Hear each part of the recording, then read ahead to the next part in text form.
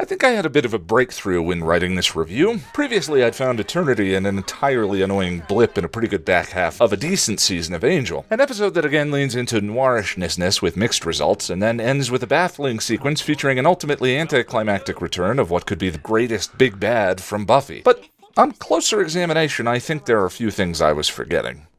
I get visions. You do things a certain. Her name is Lola. She was a showgirl, but that was 30 years ago when they used to have a show. Now it's a disco, but not for Lola.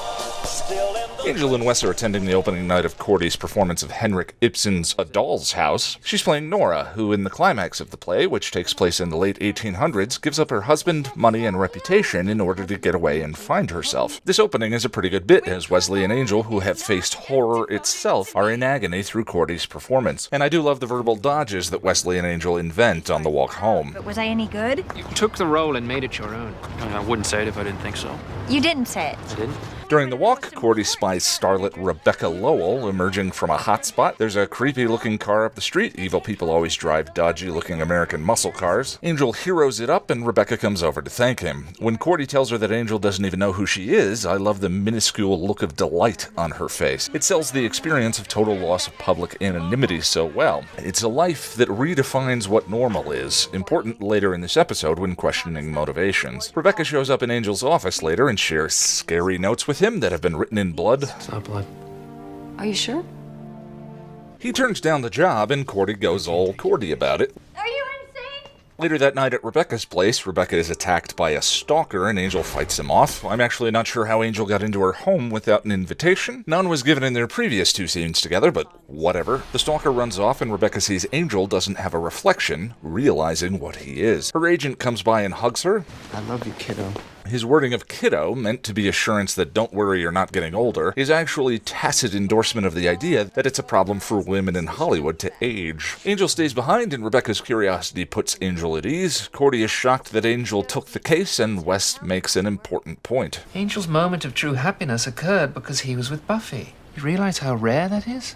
True happiness? This is a valuable restatement of the idea that Angel's curse is not tied to sex, but to the feelings of intimacy and closeness Angel felt for Buffy. I've mentioned previously how the way Surprise was cut, it seemed clear to me that it was the post-coital bliss with someone he was in love with that brought about Angel's moment of perfect happiness, which Wesley more or less confirms here. Rebecca takes Angel to a premiere as her bodyguard, and when they slip out the back, they're attacked again. Angel beats the attackers senseless, and it turns out the stalker and the whole deal were ploys by her agent to get her some free press. Rebecca takes Cordy out to get information about Angel's history. Cordy reveals a bit too much, and Rebecca heads to Casa de Angel. She asks him to interlink arms with her, which works as a symbol for their shared desires revealed throughout the episode. That nobody stays young forever.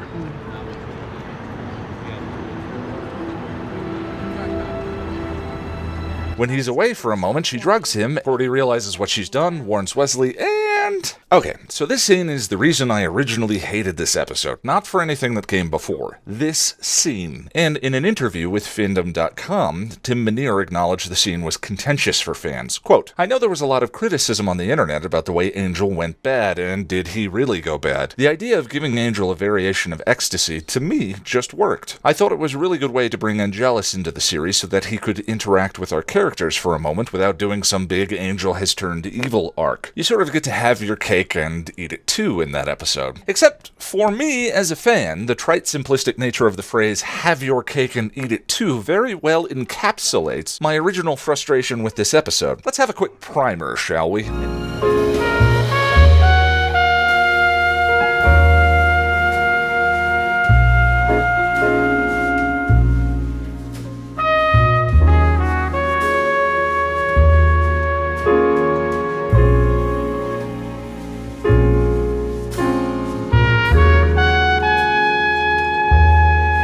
Angelus was never cake. He was the entire meal, and arguably one of the greatest big bads from all 7 seasons of Buffy. Angel's turn in Season 2 was my hook for Buffy the show. The moment Buffy turned to Giles and said, "You must be so disappointed in me," I realized me watching the rest of the series was no longer under my control. I've never before seen a show have one of the good guys turn in such a way and wreak such painful, genuine, emotional havoc on both the series protagonist and the audience. To have him return in this fashion didn't feel to me like cake. It felt cheap. Too easy. A titan summoned by a one-off character that didn't even make the episode's final scene. And to build up the rarity of actual true happiness as this transcendental thing that is beyond sexual intimacy, only to undercut that with a physiological shortcut in this episode felt head-snapping. To say nothing of the confusing modification it made to the lore. Drugs? So, within the language of the curse, the soul, which we've established is an actual supernatural thing with essence, can be put on pause when the host is given a physiological experience of true happiness rather than an actual spiritual experience of it? That's what appears to be happening if Angel's soul doesn't actually leave him. A pause button. It can't just be the ecstasy. Angel has admitted to sharing the evil desires of Angelus, but to suggest that the ecstasy is only bringing forward the things Angel finds pleasurable is to suggest that the only thing Angel finds pleasurable are evil and murderous, as opposed to art, philosophy, music, or love. The soul is the moral compass, and Angel's is clearly absent in these scenes. But here's the breakthrough I had when watching the episode this time. Yes, the drug loophole is stupid. If this girl gives him 1 minute of happiness, it is 1 minute too much. But the curse was already stupid. Blame Uncle Gypsy stereotype. For my original rant on Angel's Big Dumb Curse, check out my review on Innocence at around the 637 mark. But in short, building a loophole into a punishment for an evil being that turns them evil again and then not telling them that is not a smart plan, and got Uncle Gypsy stereotype and Miss Calendar killed for how poorly thought out it was to begin with. But all of us fans ultimately let that go. And why is that?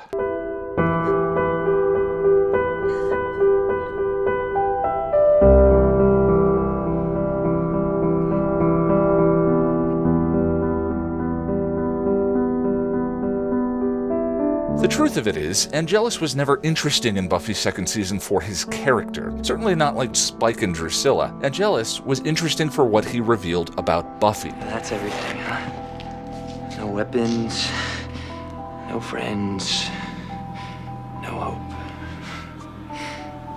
Take all that away, and what's left? Me. We're all watching to make an emotional connection, and it's something Whedon acknowledged. He'd gladly sacrifice plotting to get to an emotional truth. And when he did, in Innocence, we promptly moved past Uncle's stupidity. Because what's important is the poetry's resonance. So, okay, fine. Drug pause button loophole. Bring it on. I now understand what I'm really here for, Eternity. As long as you keep finding ways to make me feel all the things, so be it. Rebecca has dosed Angel with a bliss-inducing drug. In the moment when the drug is beginning to take over, Boreanaz, I noticed for the first time, actually cries when speaking of how much he's missed warmth and intimacy with someone else. It's a beautiful expression of the toll his emotional balancing act has taken on him. The scene that follows is actually nicely horrifying. Angelus returns briefly and terrifies everyone, sharing freely Angel's inner reflections that politeness and civility, you might say his soul, had kept at bay. Angel strikes at Wesley's feelings of inadequacy. You don't really have an inferiority complex. You're just simply inferior. And Cordy's fear that the life she thinks she wants is not the one she's made for. Here's a thought. Maybe you can get Raven here to coach you, then you'd actually suck. I think it's also kind of brilliant how Cordy then baits Angel into hesitating with a wonderful performance so that Wesley can be the one to overpower him, tackling him into the elevator for a brutal and awesome stunt. And in the final scene, our core three have their emotional catharsis. Wesley. Nice moves up there. And there's some of the feels. In that interview with Fandom.com I mentioned earlier, Tim Minear did point out something interesting. As we've talked about, Angel was originally intended to be an anthology series, a case of the week format. But the writers quickly realized that it was going to be difficult to create sympathy for a character every week that was only going to be around for one episode. Slowly, they began focusing more on the regulars as the emotional core of the show. And you can definitely see that evolution in Eternity. The episode opens with a focus on Rebecca, but she isn't even around for the final scene. Continuing with the trend of the first season, Rebecca's character is also very much a film noir staple. The white dwarf starlet. Norma Desmond in Sunset Boulevard. All right, Mr. DeMille, I'm ready for my close-up. Jane Hudson in Whatever Happened to Baby Jane, and my favorite Betty Boop in Who Framed Roger Rabbit. What are you doing here? Work's been kind of slow though, since cartoons went to color. But I still got it, Eddie. Boop, boop, be-doo. Yeah, you still got it. One of the consequences for me of this first season leaning so hard into these classic storytelling devices is some fatigue, and I felt a bit of that in the first half of Eternity. Without demeaning its cultural relevance, Rebecca's struggle is one that we've seen so many times that the details of it aren't interesting in and of itself. What's interesting is the way in which the writers interplay those elements with Angel's supernatural side and see what comes of the genre bending, but Eternity feels like it takes a little bit of time to get going. And watching this episode made me realize how part and parcel the LA Hollywood lifestyle stories are with the noir slant the show was started with, as well as how tedious I find the La La Land tales, too meta, too up its own butt. I came here to be a famous movie star, but they weren't hiring. See, she's an actress on a show where she wants to be an actress, get it? Still, there's some fun to be had here, especially emotionally once I could get past the curse. Angel initially keeping himself at a distance from Rebecca for the sake of the curse is good stuff. It shows that the storm is always on the horizon for him, and his then keeping track of her anyway is a revealing moment of his character. Heroic, but stalkery. Think Becoming Part 1 and Pangs. The few moments of vulnerability Angel was allowed actually landed for me.